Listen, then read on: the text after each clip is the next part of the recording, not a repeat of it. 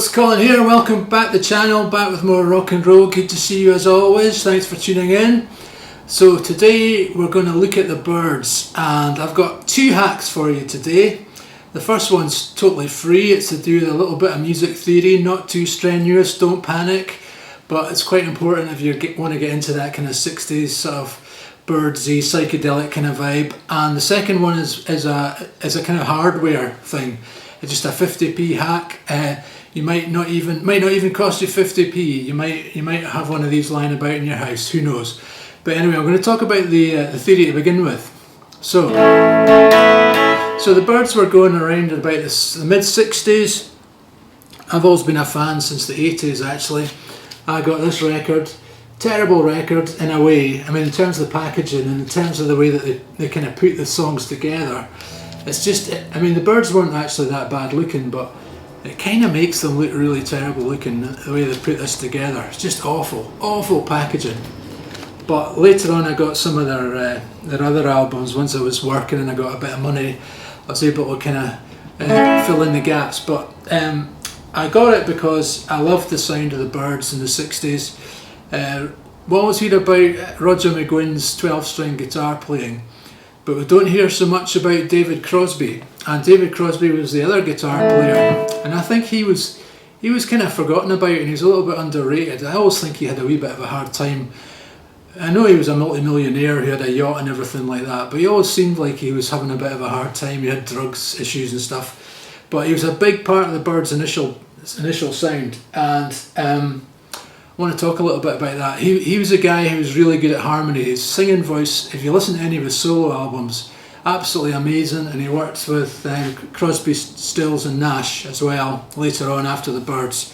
But he kind of got chucked out of the Byrds because he was too much into drugs, I think.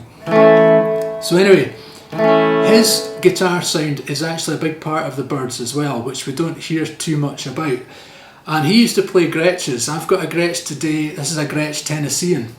You don't need to play a Gretsch, but I'm just trying to kind of get into the character of the Byrds. He used to play Tennesseans. He also used to play Country Gentlemen's, I think. And I was given this guitar by a student, would you believe, who was very pleased with the stuff that I taught him on guitar over a relatively short period of time. Got him through a lot of stuff, got him going. He makes videos, he does very well, and he was so pleased. He had tons of guitars. He had this one lying about, which is a vintage Tennessean. I don't know, it's probably quite valuable. I was overwhelmed anyway when I got it. I didn't know what to say, and I've kind of like not known what to do with it, but I've kind of come to terms with it, so I've started using it. Anyway, slight aside. So anyway, in terms of the theory, the big thing about the Byrds is they used sus chords. Now, I don't know if you know what a sus chord is, but basically you can distinguish a minor chord and a major chord by the third interval in the chord. So if I'm playing an A chord, I've got my fifth on the bottom, that's 2, that's the E on the D string. Got my root, my A, which is my first, that's on the G string, that's the A. And I've got a C sharp, so it's 2 2 2 on the D G B. That's an A major chord. Now if I was to make it a minor, what I would do is I'd drop that third. So I'd drop the C sharp on the B string down to a C natural. So that'd be the first fret, going from the second fret to the first fret like that. So it'd be an A major, A minor. And you can hear that straight away. So that's a major part of music theory, knowing the difference between a major and a minor chord. But what you can also do is you can actually remove the third from the chord altogether. So you can play what that sound is. It's got no third. All we've done is we've dropped that minor down to an open B. So the B is in the scale of A major, but it sounds kind of weird. Quite a nice sort of open chord. That is an A sus2. And whenever you've got a sus in the chord, that means it's not a major or a minor. We're taking the third out. Now the other way you can go up from the third to the fourth. That's a lovely chord as well. So that what we're doing here, we're putting on the D D is the fourth note in the scale of A. So putting our pinky onto the third fret of the B, that's an A sus4. That's an A major. That's an A sus2. And what they do is they use this idea, make riffs around it. It was quite common in the 60s when they were trying to get that kind of psychedelic kind of sound going. You can do it on the D chord. So now, our first is on the B string, that's the D, third fret of the B. Our third is on the E string, high E, that's the F sharp. And our fifth's on the third string, that's the F sharp. Sorry, that is the A, I beg your pardon. So, same thing.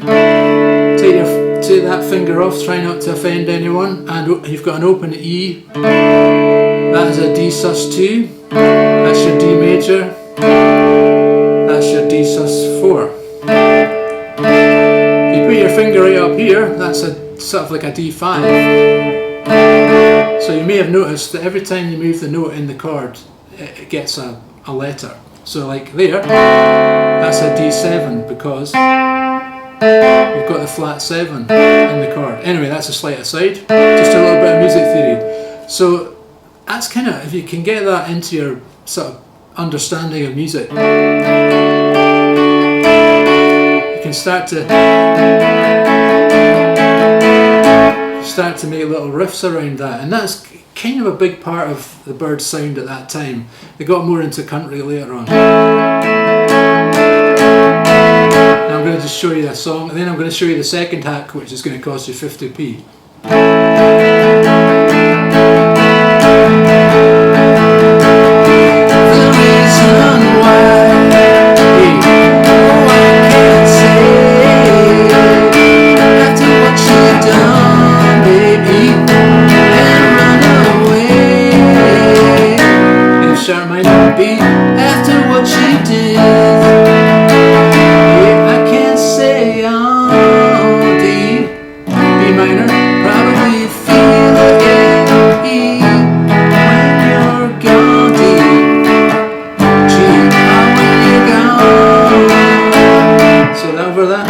Playing that A sus2, back to A sus4.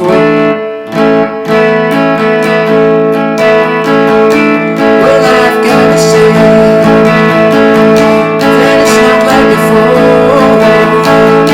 and I'm not gonna play that games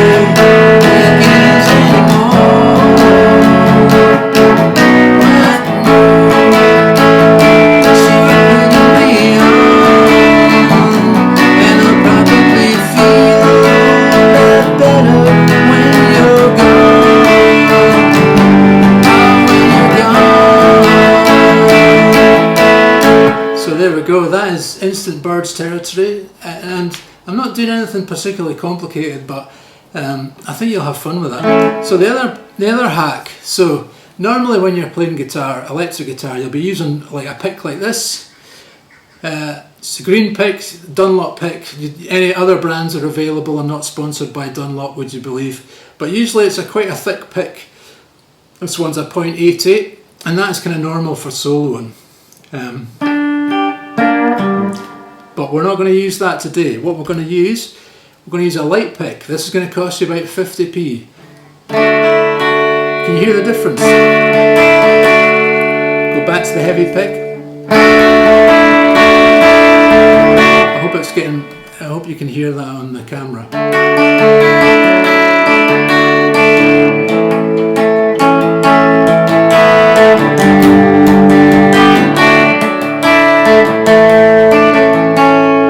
So I always recommend, if you want to play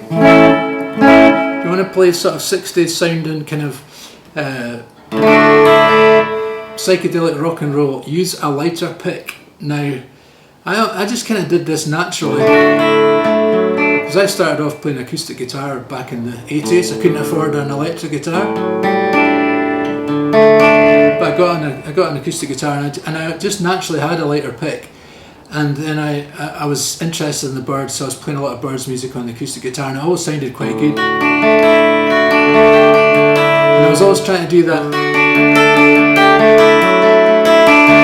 sort of arpeggio sort of picking, which is very much like David Crosby's picking. Everybody thinks it's Roger McGuinn, who was a fabulous guitar player as well, but the two of them were working as a team together, so they were both doing interesting stuff on the guitar. Roger McGuinn's is quite intricate sort of arpeggios, finger picking sort of stuff that he did, and David Crosby was using the flat pick. And I think he was using a light pick, and I've heard people sort of trying to figure out why his picking wasn't that precise quite often, but that was because he was using a light pick. So yeah, our 50p, go and get yourself it doesn't necessarily have to be Dunlop, but get yourself like a 0.46 millimeter pick, and that'll make you sound like the Byrds. Okay folks, I hope you've enjoyed that. Now if you want to sound like the Rolling Stones, I've got some advice for you, and you might want to watch this video over here. Failing that, you might want to join me on a group call in 2 weeks time, and we'll be looking at this song, we'll be looking at other videos that I've put up on YouTube in the meantime. Perfectly free, it's just a Zoom link, you can join the call, it's only 40 minutes, and we'll go through a lot of stuff. You can ask any questions, I'll answer. Okay, if you haven't subscribed, please consider doing so. Thanks everyone who's watched the video, appreciate it, and I'll see you next time.